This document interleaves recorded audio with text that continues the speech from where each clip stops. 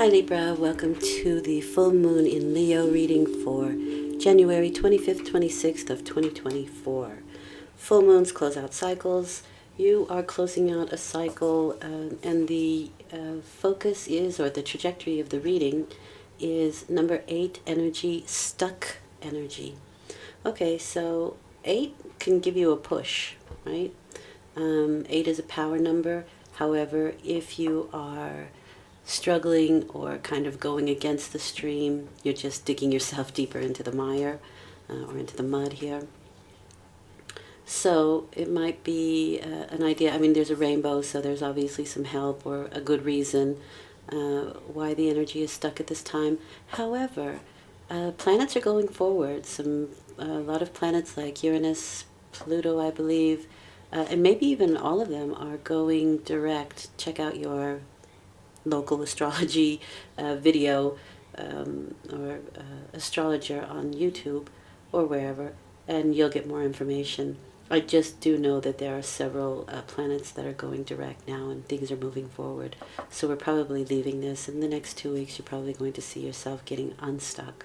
But it is number 8, so that's a lot of power. It's a lot of energy. Let's see where this is going. So that's the direction the reading is going. Your focus for the next 2 weeks is going to be, let's see, ooh, that one popped out. 5 of Wands. So 5 is changeable, right? It's the roller coaster ride. It's instability, but there's change coming. So if you were stuck, if something was stuck, unmoving, then change is coming. These can be lively debates.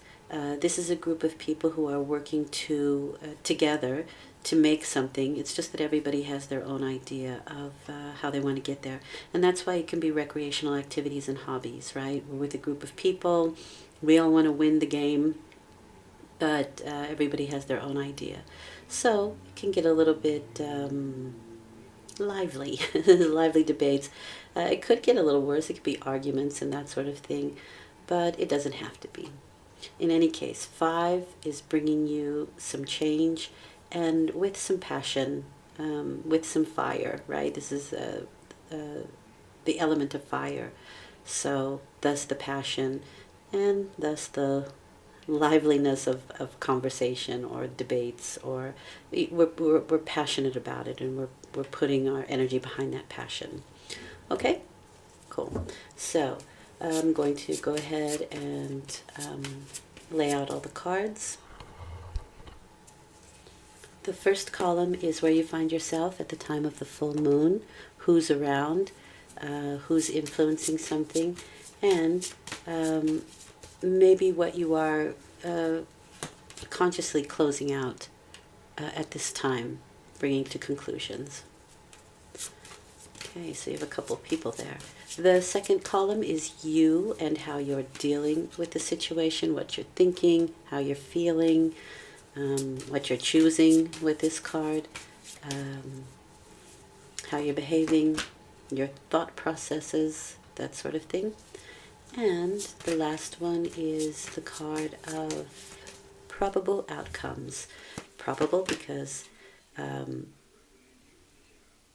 with the knowledge we can possibly change situations, but also there are experiences that we mean to have, that we're supposed to have for our own good, right? For our own growth. They're not always pleasant, and sometimes they are. Sometimes you don't want to change the situation. In any case, let's get started here. First column, you have a couple of people, right? So we do have the group energy here. We have a couple of people. We have a Queen of Cups. This is my Scorpio card, but it can be any water sign or somebody who's behaving like water, which would be emotional. They have intense emotions, and they're quite concentrated on those emotions. This is somebody who's intuitive, psychic. They're very giving, but they can also be clingy if they feel insecure, right? They can be very clingy people and highly, highly emotional, maybe even a little bit moody. It's I equate this with Scorpio. Some people equate it with Cancer, and Cancer is a very moody sign because they just are. but probably the water signs are quite a bit moodier than Earth. Okay, they're going to be round in features. You can recognize them maybe round chin, round cheekbones, round face, round body. Their eyes can dip down at the ends. That's also very much a water indicator, but again, emotional. Now also, though, on a good level, they're very kind people. They like to share, they like to give, they're very helpful, they're caring. Now you have a Page of Pentacles. This is probably somebody younger or behaves younger, or they can be at a distance. This is my Capricorn card. This is somebody who has just recently learned something. Capricorn is all about empowering themselves and in their higher form, empowering others, right, in their higher self. This person just learned something new, and they're ready to put it into action. So there is a liveliness to this Five of Wands, and I would imagine both of these people have some kind of connection to it. Capricorn is Earth, so it's very often that they are very business-minded people, interested in work and creating, making money, but the things of the earth, material, right? Okay. However, having said that, they're half goat, half fish. So there is an emotionality to the Capricorn or this Page of Pentacles. And the difference between a water sign and the Page of Pentacles is Page of Pentacles would have, or Capricorn, would have a little bit of difficulty saying what they're feeling. Sometimes they can't find the words, or the words just don't come out. They just can have some difficulty in that sense. But they feel very deeply. There are messages coming in. So there's a lot of messages coming in and going out. This could be text messages, emails, videos, that sort of thing, something electronic usually. But there's probably going to be a lot of messages going back and forth. They can get things quite lively again. They get things rather... the word uppity came up. I don't know if that's what it is. I don't usually say that with this card, but it makes things lively. It gets fires burning, it gets passions going, and I do think that, I mean, on a romantic level, perhaps, but I mean, I don't feel that here, at least not yet. So this is my messenger card. Lots of messages going back and forth, and again, it gets the energy kind of lively. Okay. How you're behaving, you have the Seven of Cups and the Nine of Swords. So you have air and water, emotion and thought and action. So emotionally, we can be a little bit confused in maybe a direction that we need to go, or messages can create some confusion or some worry. Both of these cards are kind of telling you, this is asking you to ground your ideas, right? You have these great ideas, they're all up in the air though, or not grounded. And this card asks you to ground them. These are the 7 cups that symbolize the 7 planets that have something to offer you. But this person's a little bit confused in what to choose. You can only choose one. Which way do you go? What do you choose? What do you pick? So there is confusion in choices here. But you are, again, being asked to ground some of these ideas. And it may be on how to get unstuck within a group situation. Now, the Nine of Swords is creating some sleepless nights, or overthinking, I want to say.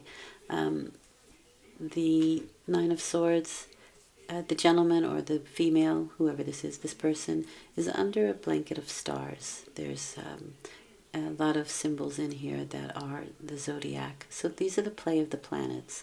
And this card is also saying that you're kind of under the influence of planetary situations at the moment. And like I said, there were a lot of retrograde planets.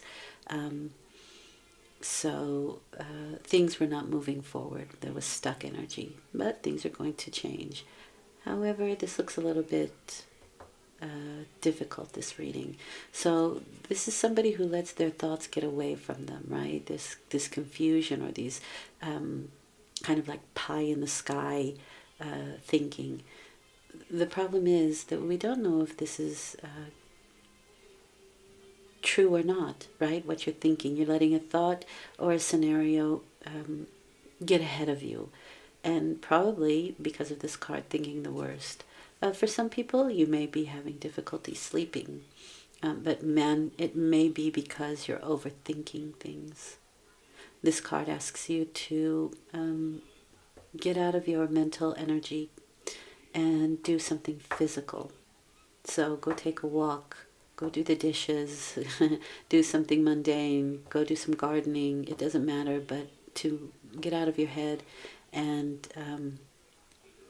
kind of get into your body a little bit more, because you don't want to get into your emotions here as well. They are confused. There can be a lot of choice around you, and that can cause some confusion, and maybe you're just trying to deal with, again, what to choose, and you're overthinking the situation. So let's see what comes up with that. Four of Swords. Okay. Get it down on paper. What you have or what you're thinking or all your choices, write it down. This is not a time for activity just yet. Or maybe you're not doing it because this is how you're behaving, this is what you're doing. This is a physical rest, but the mental attributes, your mentality, your thoughts, how you think, what you're thinking, continue to go. Maybe you're not active and maybe you need to be. But there is change coming. Four is creating foundations. But four is definitely can be stuck energy. If you think of a cube, it doesn't roll, right? You have to push it along. So getting things down on paper will help you so you don't have to keep going over and over and over the whole scenario again, or the steps that you need to take. With choices, you may want to do a pro and con list of each of the choices that you have. But the idea here is to write it down, because this is paperwork. This can be graphs. This can be pie charts. It's getting something down on paper visually so that you can see it, so you're not overthinking it. Okay? All right. The outcome is something that's quite hard-won here with the Five of Swords. You may get what you want, but it may not be the way you want it. And with that Queen of Swords, this is somebody who is very, how do I want to say? Well, it's a Virgo card for me, but many people attribute it to Libra. But for me, it's Virgo. Very detail-oriented, critical mind, a critical eye, a critical way of thinking, but also a sharp tongue, right? She's got a sharp mind, but she has a sharp tongue to go along with it. And she can kind of, kick up dust. Her mental clarity is important, and she can maybe see things quite clearly. She can cut off situations and people quite easily. That's what I mean by a critical mind. But it does, create some dust on the ground. So her mind is clear, but for everyone else, they're kind of left in the dust. And the Five of Swords is not the easiest card. In fact, it's something that is very hard-won. It can be humiliation. It can be, you do have a victory, but it's not a complete victory because other people who are involved are at a loss or, have lost something. So it's not a complete victory. This is saying that if you don't want things to get out of hand, right, mind your ego. Leave the ego at the door. Check it at the door. That's the meaning of the card, because your words have impact, and we do have the Queen of Swords here. Now, it may not be you. It may be somebody else whose words have impact upon you, because you're the one here who's quite upset about things.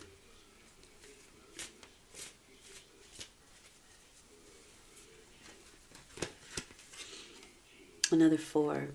You have 2 5s, 2 4s. So there is some changeability here. There's some change coming along. It's the roller coaster ride. And these are two of the more, I don't think any of the fives are that easy, to be honest with you. But the Five of Swords is, for me, one of the more difficult cards. The Four of Pentacles is holding back, right? We're holding on to something. This is called the Miser card. But it is, again, the Sun in Capricorn. So we have the Capricorn card here again. And Capricorn, this is empowering yourself, empowering others. So you may be trying to empower a foundation that you're trying to settle or get down. It can also be financial difficulty because we're holding on to what we have. And it can be because we're in an awkward position.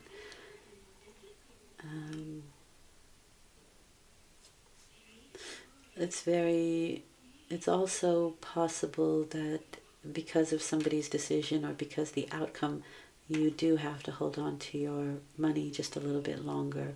It does feel like the energy is still a wee bit stuck at the end, whatever the situation is. But again, this is the card of you get what you want, but not how you want it.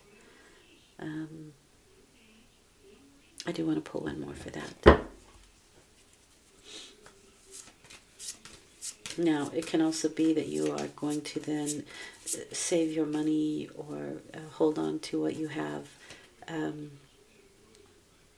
But there's a real stubborn quality with this card for me, to create firmer foundations, right? If you are creating something, if you're in the midst of setting something up, something new with a group of people, you might hold back your finances a little bit, or somebody else might be holding theirs back. Eventually things do shift here. So I like that. This is the manifestation card. Again, it's another 8 card, so there's power behind this. So it's very possible that this is a hard win, right? It was difficult to win, but you get there. And it could have caused you some mental worry and sleepless nights. But things will shift. Things are definitely shifting here. I do feel it's more probably towards the end of the 2 weeks. But keep your focus on what it is that you want. This is the manifestation card. It's Mercury in Sagittarius. Your words have power. So again, it's warning you and telling you that what you say or what somebody else says actually has some power and can make things move in a particular direction. So make sure what you're saying, or how do I want to say this? If somebody's saying something that isn't right to you, change it, right? Say its opposite. If somebody says you can't do this, you'll never be able to, will never work out, say the opposite, because in this case, words have power and words are directing. It's Mercury, right? Mercury is speech, and that has power, it has energy, right? Your words have impact. Your words have impact. So mind your words, mind what you say the right thing, say things in the direction that you want them to go in. Okay? If you want to. It's up to you. It's always your choice. So what does Spirit want you to know? Wisdom. Act with wisdom and people will respect you. That's what I mean. Okay? They're reiterating that. Speak with wisdom. Say the things that that will impact the situation positively and the direction that you want things to go in. Okay? Thank you for listening. I hope this has been helpful. I'll return in 2 weeks with a new moon reading. Until then, take good care. Bye for now.